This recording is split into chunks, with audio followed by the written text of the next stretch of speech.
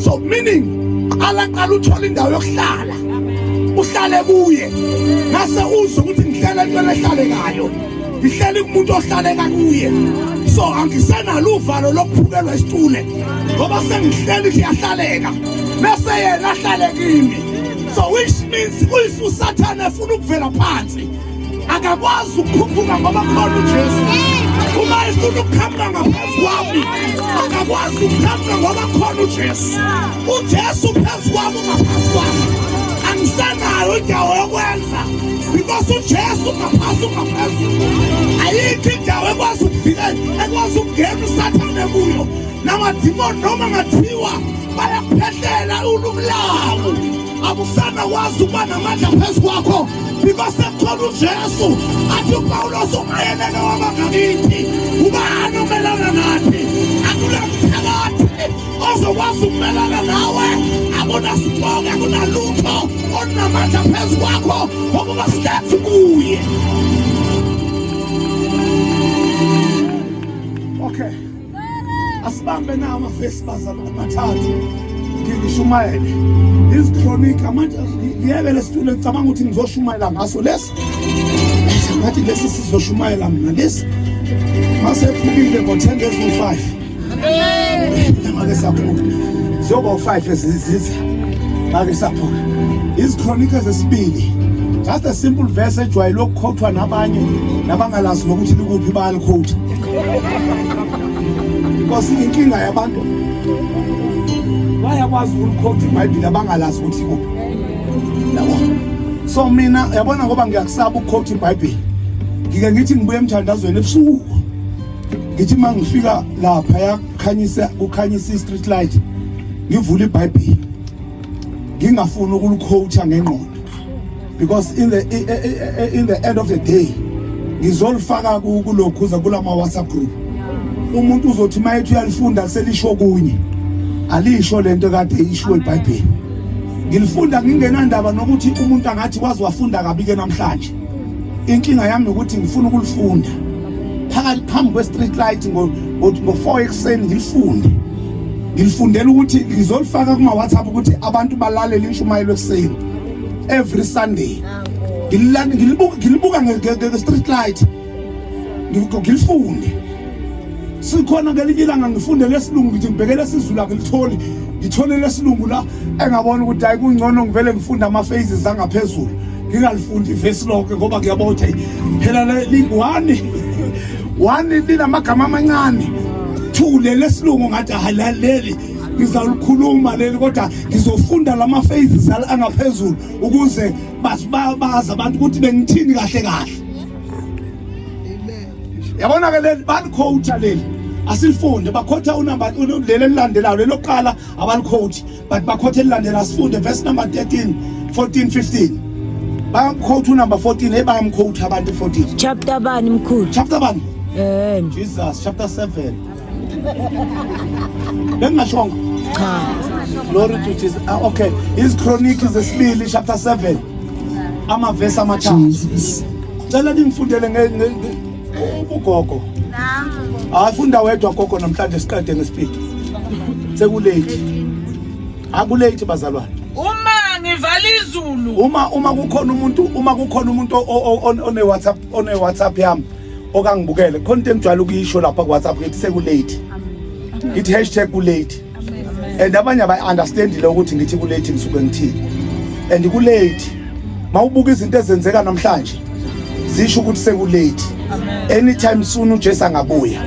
So now kulate whatever into oyenzayo you need ukuthi uyenzisise ngoba lithi iBhayibheli oyobese ngadini ngeke asakwazi ukuphuya bothathwa bemunyasalo omunye oyobe phezulu kwendlu yosalo omunye so abobe besembhedeni kosalo omunye so which means oyobe drive i-tray plane njengoshisa ngiyambona ukuthi angathi nenyanga elandelayo uyaqashwa lapha adrive ama-plane so uma drive iplane ushisa ngoba uyakholwa afika uJesu ushisa drive iplane ushisa angeke alinde ukuthi ilende angeke ilende kodwa phezulu lapha emkhathini uyohamba isali iqhubeka okwayigibela iplane lalelani bazalwane, ayihambi iplane ngo-120 lo wala. Iplane iyakwazi ukuhamba nge-1000 and something lapha emoyeni. Uthi ubheka ispeedometer sakhona ithi 1000 and something. So which means it's very fast. That is why ukusuka kweplane la iye Cape Town ithatha 2 hours. Because it's very fast. So ushisa ehleli kuplane. Abuye uJesu. Uyaphuma kuplane. Isali iqhubeka. I don't know kosola kwenzekani kwabaseleyo. Ibhasi yerefaya. Ilayishe abantu amatrema plane yetwana zithu. Kanti driver umanqoba usindisiwe. Bese uyaphuma phezulu kwerefaya. Imiqhubeka irefaya ihamba. Nikhona kodwa bazalwane. Ukhama kumazulu ehamba ngathi ngevulpa. Ehamba ngo-200. Alibonke ikhabane Nkosi basuyabuya uJesu. Iyoqhubeka ivulpa ihamba. Kodwa yena bengasekho. Angazi ama-accident ayokwenzeka. Mhla ebuya uJesu. That is why ngihlala ngisho ukuthi #too-late. Hey, ku-late bazalwane, ku-late.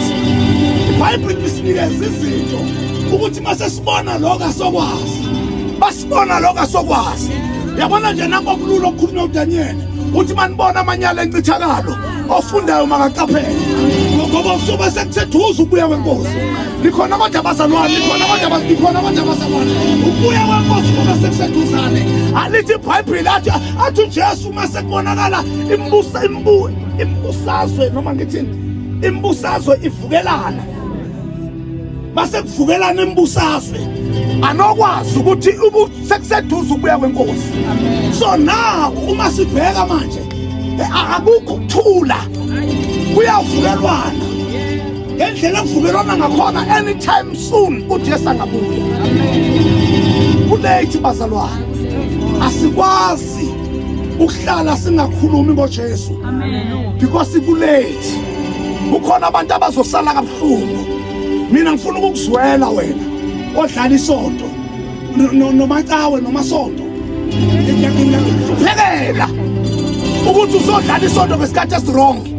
Kwakungcono udlala isonto ngabo-1980. Ungasidlali isonto manje. Manje anything can happen. uJesu angabuya noma nini. Funda ma. U13 uma ngivala izulu. uNkulunkulu evala izulu. Ukuba kungabikho mvula. Uma ungabikho mvula. Noma ngiyaleza isikhonyana. Noma ke uNkulunkulu eyaleza isikhonyana. Ukuba sidle izwe. Uma sivele sidlizwe. Noma ngithuma isifo phakathi kwabantu bami. Noma ke ngingathuma isifo phakathi kwabantu bami. U14 Angathi kunento edlekayo la. Ngathi khona into edlekayo. Kodwa asiyeke lesikhathi ngoba isikhathi siyashaya. Kodwa khona into edlekayo. Amen. Khona into edlekayo. Ake sidleniswe. Lithi uma uNkulunkulu evala izulu ukuthi lingene. So which means ufuna ukuthi mayevala izulu ukuthi kungani? Usho ukuthi uwenzela ukuthi kube nesomiso. So kuphela ukudla. Abantu bafe babulawa indlala. Because unamandla okwenza lokho uNkulunkulu. So uma uNkulunkulu enamandla okwenza lokho lithi iBhayibheli angavala imvula. Ingene akhulula isikhonyana. Ukuthi isikhonyana sehle sibulala abantu. Ake sibheke u2020. Sibheke what was that? Yini le kade ikhona? Asibuke bazalwane, yini le beyikhona? Nanangi COVID bekuyini le? Nanangi COVID bekuyini? Asisusu COVID lo simnikezwe uCovid-19 esimnikezwe yilabo abakade befunda. But yini le beyenza? iCovid beyenza ukuthi abantu bahambe bethi baphelezela umama usibanibani ukuthi ayongcwaba kahle babuye bonke be-infectekile. Phakathi kwabo sekhona abanye abazofa. Bekuyini leya? Bekunzima ukuphuma estradini. Kunzima ukuxhawula umuntu. Guess what? Make wakhwehlela ke. Make wathi Neke wakhwehlela so uyazidistance kuye. Kunzima ngisho itethe ekusini ukuhlala eduze komuntu. because ukuhlala eduze komuntu kuzokwenza ukuthi uphume sowuthelelekile. Kodwa nikhona bazalwane. Bekuyini leya? uNkulunkulu beyidedele ngabomu. Efuna ukuthi abantu bazobona ukuthi ubengasidedela isikhonyana. Sibahle bonke abantu bafe.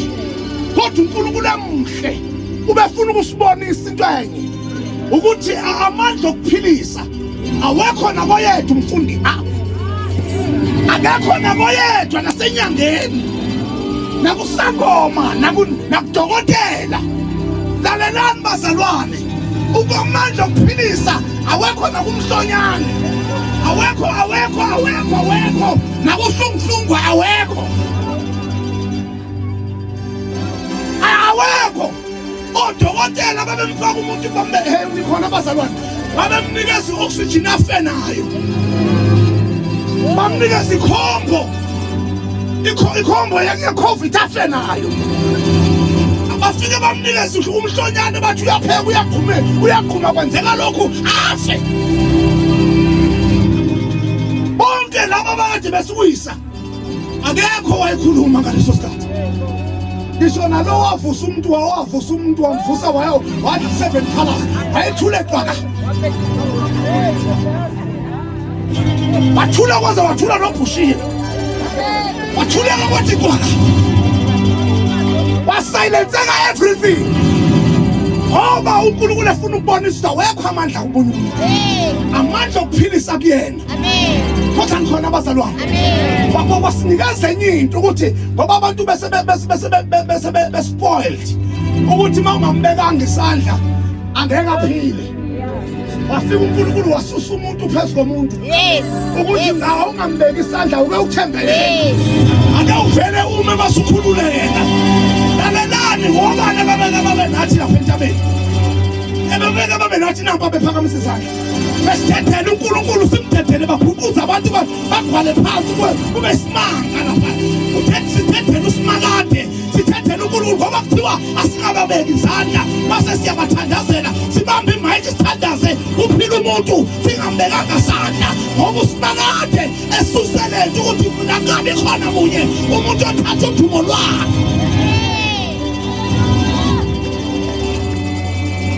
Okay, funda ma. Angasidedela isikhonyana usimakade.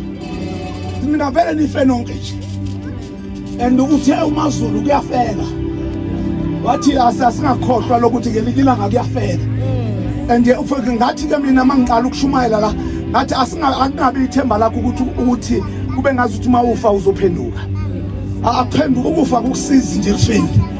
Awusizakali ngokuthi ufile. Kodwa ukusizakala kwakho usizakala before ufa. So uma ufa mawuyesogweni awushintshwa ukuthi ufile. Awushintshwa na ukuthi ungcwatshwa ubani. Baningi sibangcwaba sinamagama. Sibangcwabe benamagama. But into ebuhlungu efele banyaleni kungeza umshintsho ukuthi uyakuphi. Because the Bible says ubusisi umuntu ofayo aye esontweni aye ezintweni zakhe kodwa ufele enkosini. So into esizele la ukuthi sizolungisa isiphetho sakho ukuthi phetha kahle. Ungaqala kabi kodwa phetha kahle. Ungaqala kabi kodwa phetha kahle. Ukhona umuntu owabona noJesu esiphambanweni wayeqale kabuhlungu Nkosi yami kodwa ukuphetha kwakhe waphetha kahle.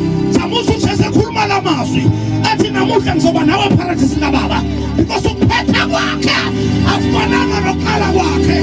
Sizolungisa ukuphetha kwakho ukuthi ungaphethi kabi, phetha kahle because your days are numbered. Your days are numbered. Asibalwanga okusondayo, asibalwanga abakuthandayo, anytime soon ungahamba kulo mhlaba. Your days are numbered. Funda mawam. U14. Bazithoba abantu bami bazithobe.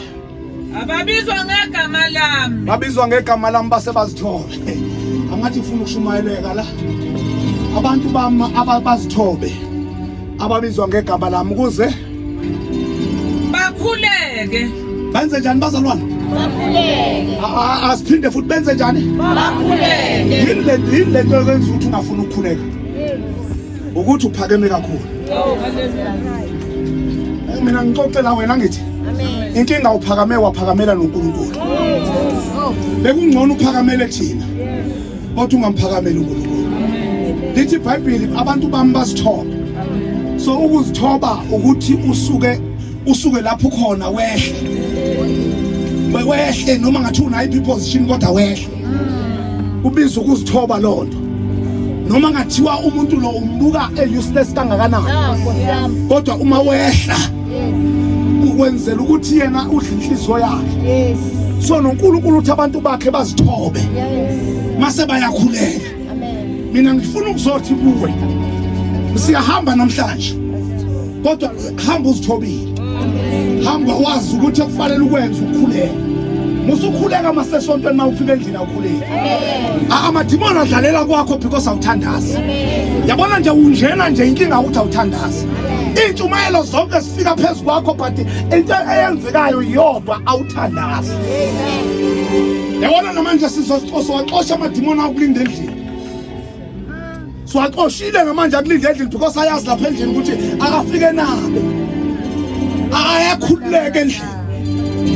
obabuza khona laba abakhuzwayo la angazi ukuthi basuke bekhuzelwana niba ngakhi phuma hambani kuye angazi ukuthi usuke nikobani angazi ukuthi usuke ufuna ukuxoxa namadimoni usuke kwenze njani I'm not sure ukuthi usuke uxoxela namadimoni so uma ngabe esenze konke lokho athi sesambile guess what amyeke la simsukumisa ngenyawo ahambe sasa kwakhona ubuya nawo because abalekile la mlinde endlini ukuthi ngihamba endlini ngizofika mina futhi ngoba vela ahambiswa ulokuthi uyabuza mhlawumbe futhi awahambanga nokuhamba acasulwa ukuthi uyabuzwa nje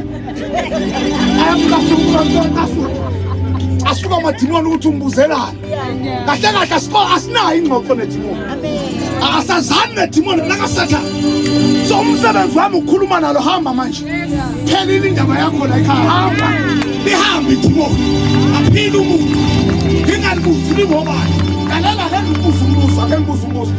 ngibuza wena kodwa uma ngabe selithi ningobani livele libiza ugogo wakho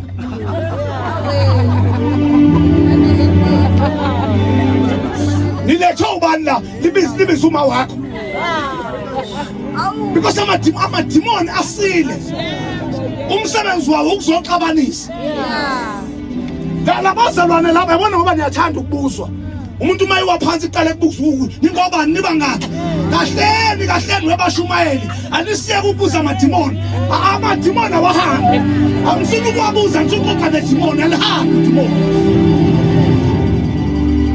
okay funda asiyeke lento yamadimoni asiyeke bakhuleke bafuna ubuso bami sikhuleka ngoba sifuna ubuso bukaNkulunkulu funda mama baphenduke ezindleleni zabo ezimbi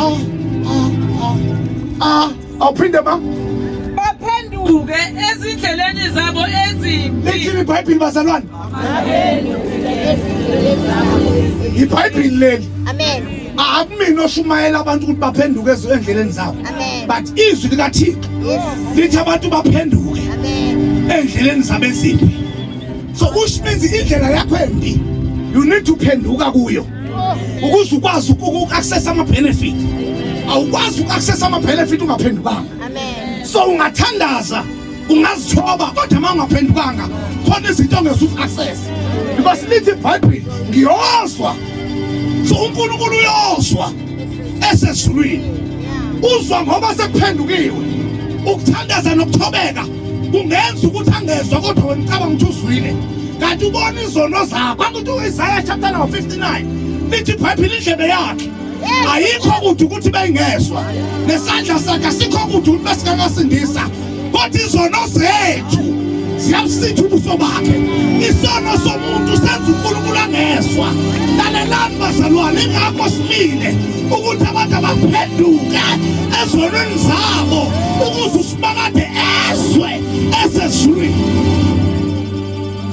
funda masi uhlale phansi ngiyakuzwa ezulwini ngiyoswa kisezulwini ngithethelele isono baba-ke sami bamba uNkulunkulu mayiqeda ukuzwa into yokuqala yenzayo uthethelela isono sikabani. Isaiah chapter 1 uthini verse number 18 uthi zana sithethe indaba, come and reason together. Noma zinjani izona ziyathezi, noma zinjani, noma zingafana nebona, noma zingaba bovu, noma zingaba ngakanjani, but ziyathethelelwa, ziyaxolelwa, ziyagezwa, sibe mhlophe njengekho. Kodwa woza sithethe indaba, come and reason together. Lalalani bazalwana, sikhona umdlalo, but silawo ukuthi abantu bashintshe direction, bashintshe indlela kade behamba ngayo, bashintshe bathathe indlela engcono engabathathi basezulwini. Uma ungaphendukanga afuna ukuxoxela indaba. Ma ungaphendukanga ngeke azasike, ngeke awuzwe umthandazo wakho uNkulunkulu. Angeke awuzwe ungaphendukanga. Ngicela ukuyiphinda le. Ukwenzela ukuthi izoringa kahle la. Uthi ngiyakwahlulela, yabona? Uhambe ungigwadela ukuthi ngikwahlulela. Isono sakho sikwenza uNkulunkulu angawuzwe umthandazo wakho. Isono sakho sibenza uNkulunkulu angawuzwe umthandazo wakho. Kanti yini eyasusa uJesu ezulwini? Angimemezele kahle. Angimemezele kahle. Kanti yini eyasusa uJesu ezulwini? Lithi iBhayibheli uma uJesu ezosuka Matthew chapter 1 verse number 21 lithi lozomzala uzosindisa abantu bakhe ezonweni zabo. Akazange ukuzonikeza abantu izinto abakufunayo, kodwa akazange uzokhipha ngisho amadimoni, but uzosindisa abantu bakhe ezonweni zabo. Yodwa into esiyizele sinika ureason uJesu ayisukela, ayikho enye into esiyenzayo ukuthi abantu basuke ezonweni zabo, ukuze uJesu athokoze, ukuze izulu lithokoze. Ingakho lithi iBhayibheli ukuphenduka kwesono esisodwa kuyahlokonywa ekhaya, ngoba kusuke uJesu nengilosi sijabula ukuthi kwenzekile uJesu abekuzele emhlabeni. Lalalani bakholwa, yonke into uJesu ayisukela ukuthi abantu basuke ezonweni zabo, basuke ezonweni zabo, aphenduke ezonweni zabo. Uthi-ke ngiyozwa ngisezulwini ngithethelele isono sakho, mase ngiyaphilisa nezwi lakho. Izwe lethu alinakuphila thina singasindanga esonweni. Izwe lethu lizohlala kumnyakanyaka la uhlala khona, uzwe kuthiwa khona osibulele ngapha, uzwe kuthiwe ngapha bayashayana noma kumakhodi nomkhwenyana, uzwe kuthiwa ngapha umntana wakho udliwunga, uthi uzwa ngapha kuthiwa akadaka ubuya ngokuzolala, udakwa kudaka umakhodi, ubhema ugwayo umude uphumisa ngamakhala. Wakale phema ibhibhika, akasaphema ibhibhika, usephema ugwayi ngempela. Umakhodi lo uphemayo, hayi nikhona abazalwane, sonakela uphema nensangu, umakhodi lo uphema insangu. Ukunzima nje sikhona sikholwa, kanti mase sikholwa sivimba izinto ukuthi wonke ama-principalities afe ngenxa yomthandazo yethu. Yabona ukukholwa kwethu sibulala wonke ama-principality endawo ukuthi angakwazi uku-operate, because sikhona siyakholwa. Abantu bavomitha utshwala, kanti bavomithiswa ukuthi siyathandaza. Likhona bathi bayaphuza bavomitha utshwala, bathi athi ubaba ufusuka ufuna ukungena nesto, angakwazi ukungena nesto, afike angene ekhaya. Kanti umthandazo uyosibona mayisebona ukuthi awusekeduze ngonkosikazi wami, kanti bethu akayi unkosikazi wakhe abona hayi kanti umthandazo babhamanyana. Ingane ezincane ezino-12 years ziyathola namhlanje, and hayi ukuthola kuphela, sesiba sinocansi, kodwa usimakade masithandaza ukwazi ukuchitha umoya ulahleke, basala abantu banephew, because kunomoya esuwukoshile. Nikhona abantu abazalwane, lithi ma uphilisa izwe lethu, akekho namunye umuntu othanda umntanakhe adliwunga. Akekho namunye othanda umntanakhe. That is why omama besile. Bathi umntanakhe mayeke wakhulela nasathi yomkhiphi yomenza isiabortion. Because akathanda ukuthi umntanakhe azale before. Singaze simsole kanti akathanda ukuthi umntanakhe azale before. Umoya lo menze wazala. Hambana esikoleni nini. Abezwa labantwana. Abezwa. Unomoya. Abazenza umoya. Abazenza. Worst part of it, our government esivotele ikhona into ayintroduceayo manje ukuthi from primary akufundwe ngesex. I don't know ukuthi bafuna ukwenzani. I don't know ukuthi bafuna ukusenzelana enganeni. Angazi ngcono kusazali sengimdala. But laba abazalayo angazi ukuthi kuyokwenzekani enganeni zabo. Uma ingane izofundisa primary, ifunda amanyala ise-primary. Lalelani bazalwane. Kodwa into ebalulekile yinye ukuthi ngesithandaze. Angesithandazeleni. Akufuna ngesibuyeleni kusimakade. Siyokhuleka kuyena ukuze aphilise izwe lethu. Lalelani makhona izwe lethu lihambile lahamba lalahleka lomthandazo. Ey'koleni akukho mthandazo, emakhaya akukho mthandazo, akukho mthandazo endaweni. Noma sithi sibeka amathende bayasivimbela, kodwa singalibeki ithende. Lalelani bazalo ngoba kubalekwa nje umthandazo. Awufuni umthandazo, but siyafokohla njengamanzi. Siyafohla njengamanzi. Ukuthi sizothandaza. The daily verse of Kibela, man of God. After the daily verse of Kibela, she's got to. 16.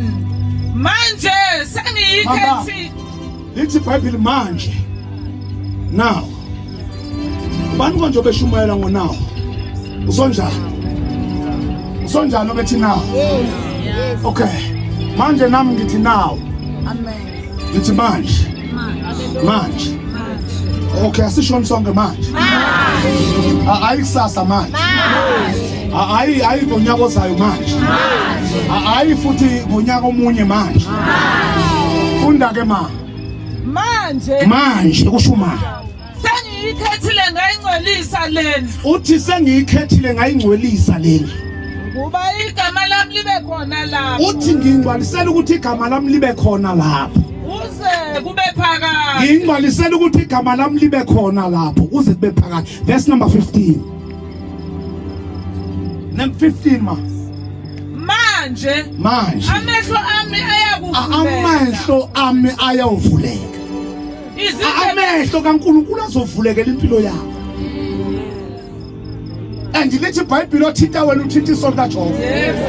Amehlo kaSimakade asezobuka wena. Ithi iculo lamacilongo abheke njalo ukuhamba kwakho. Uzongigcina nasekufeni. Angithatha ngisekhaya. Phela njalo ukuhamba kwami. Vula amehlo masiya. Funda ma. Izindlebe zami zilalela umkhuleko. Uthi-ke indlebe zakhe ziyobe sezilalela umkhuleko. Ngalesikhathi uSimakade evula amehlo, indlebe zakhe ngesezilalela umkhuleko. Mase ziyalalela umkhuleko. Lithi iculo labazalwane uyalalela uNkulunkulu uyalalela.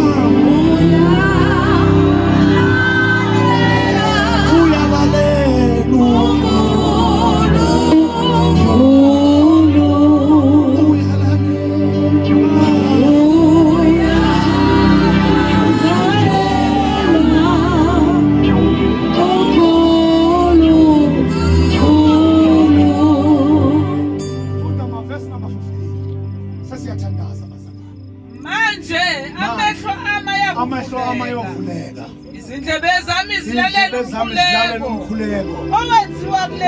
Owenziwa kule ndawo. Asimeni ngenya.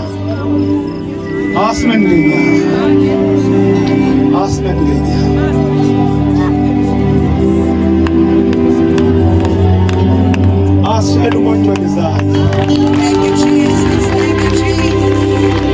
Thank you, Jesus. Yebeka simakathi yolalela. Yebeka uNkulunkulu izolalela. Amehlo kaNkulunkulu azoqala ukubuka umuzi wakho. Ngoba lithi iBhayibheli owakhayo umuzi engawakhi naye uwakhelise. So namhlanje siqala into entsha. Phezu kwemizi yethu siqala into entsha. Phezu kwamakhaya ethu siqala into entsha. Sithi indoda yokuqala mayiqale nathi. Ogama layo linguJesu. Sizothi qala nathi Jesu. Le Genesis zoyihamba siqala nawe. Vula amehlo phezu kwempilo yethu. Sibiyele usibheke. Lithi iBhayibheli noma umuntu uyayigada umuzi uma engagadi yena ugadelise ogadileyo namhlanje ngeke siphinde siyofuna inyanga izosigadela ngamabhodlela kodwa sazi into eyodwa khona indoda ezosigadela ogama layo linguJesu khona indoda esigadele khona indoda esigadele khona indoda esigadele sigadela abantwana bethu sigadele impilo yethu sigadele endoda enguJesu izosigadela. Indlebe yakhe izolalela ukukhuleka kwakho noma ungavuka ekuseni uyakulalela ebusuku uyakulalela ekuseni uyakulalela emini uyakulalela asikho isikhathi la engakulalela khona uyalalela